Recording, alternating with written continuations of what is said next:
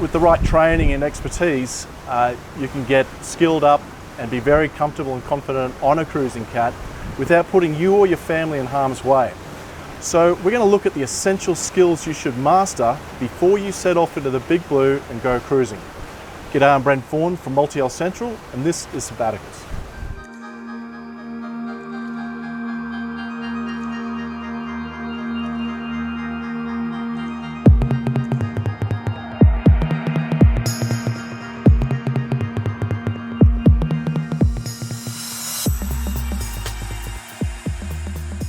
Cruising to remote island destinations is one of the last great adventures.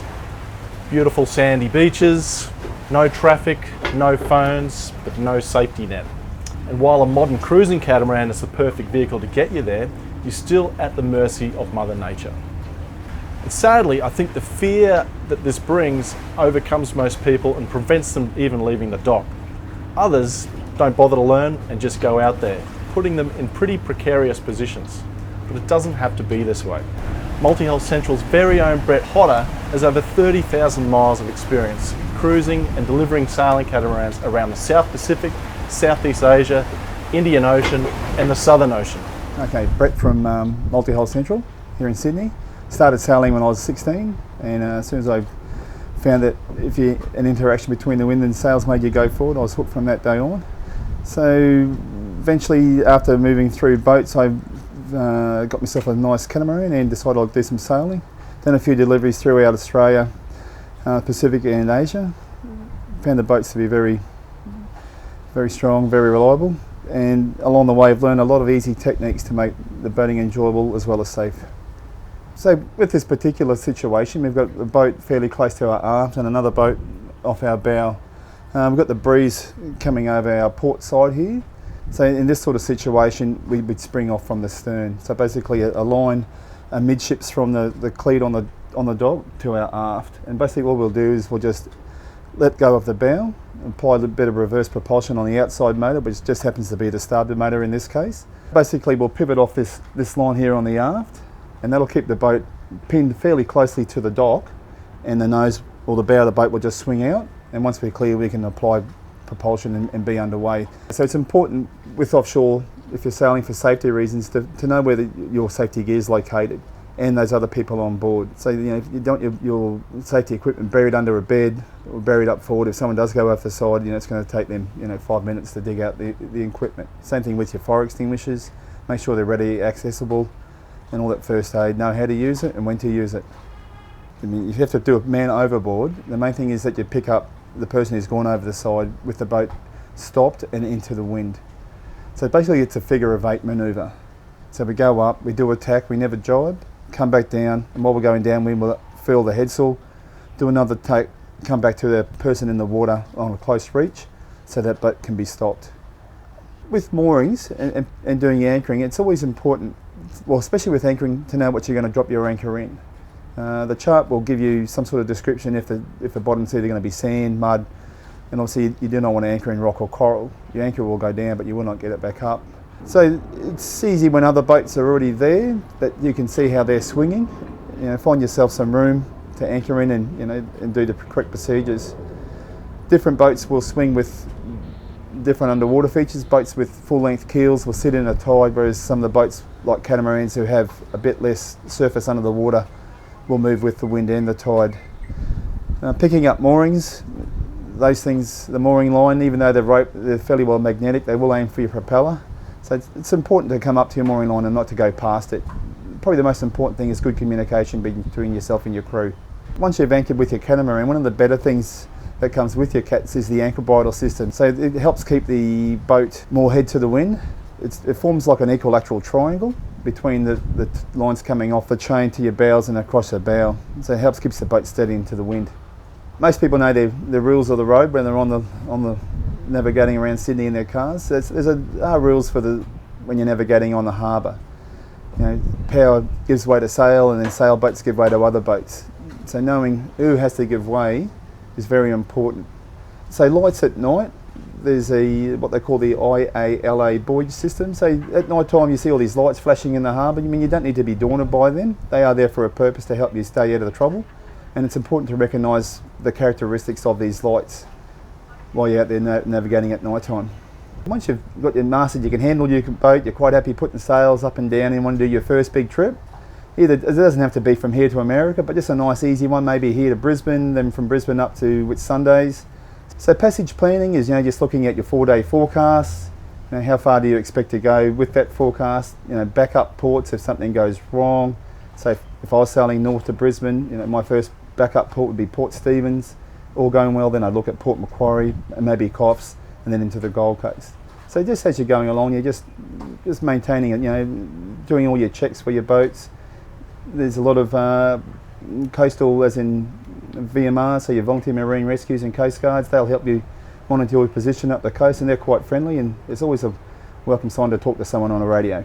Sail trim, just quickly on that one, it helps you, might turn your 6 or 7 knots into 8 or 9 just by getting a bit more extra out of your sails.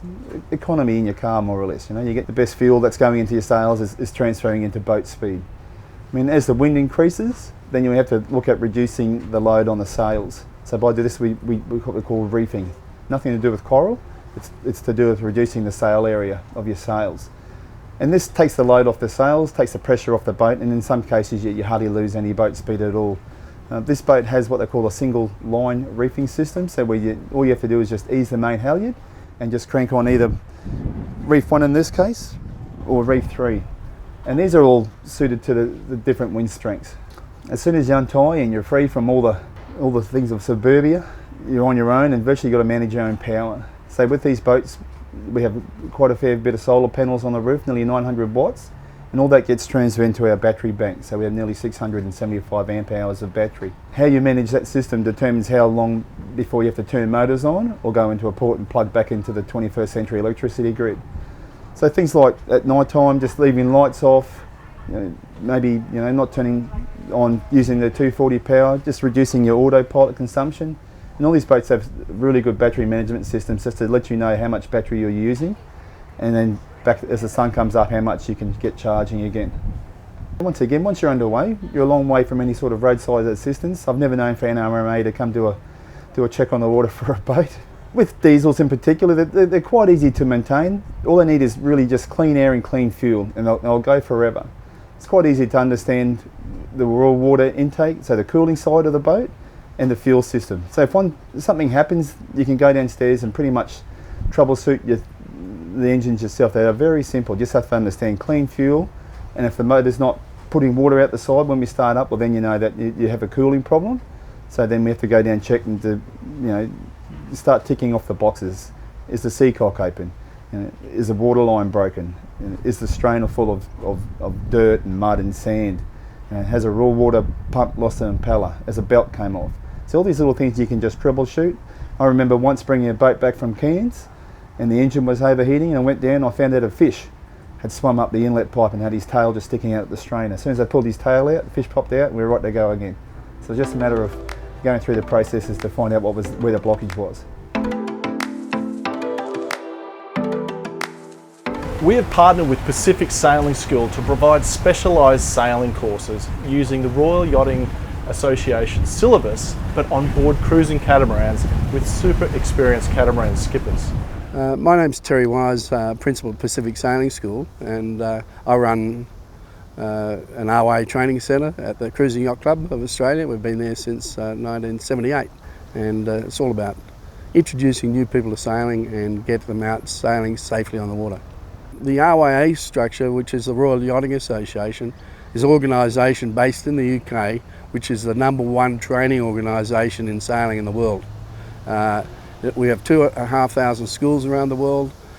We have fantastic systems in place and checklists for training at all levels, and right from people just starting to getting people to enjoy safely through the knowledge of gained from the courses to sail around reefs and beautiful places in the world, which I love doing.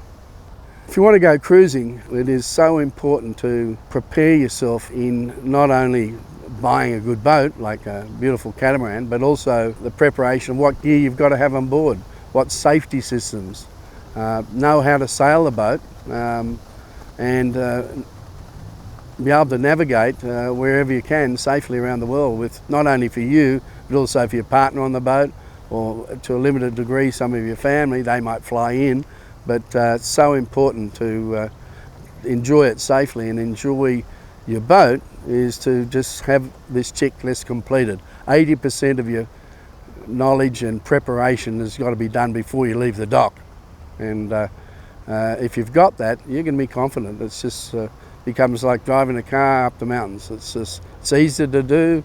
You know, if there's a storm coming, hey, let's stay at the anchorage for a couple of days, or at the pub for a couple of days, and you'll enjoy your sailing safely. It's important to have really good tuition, and the RYA system has a exhaustive list of training and checkouts for our instructors, and in particular with this in training people in catamarans, we have people like Brett Hodder, who's got 30,000 miles on catamarans alone. It just makes your life so much easier because they've been there, they've been that. They know how big your power system should be on board. They know when the boat should be reefed, and it just gives you a benchmark. You can go out for 5 days on a boat with these guys.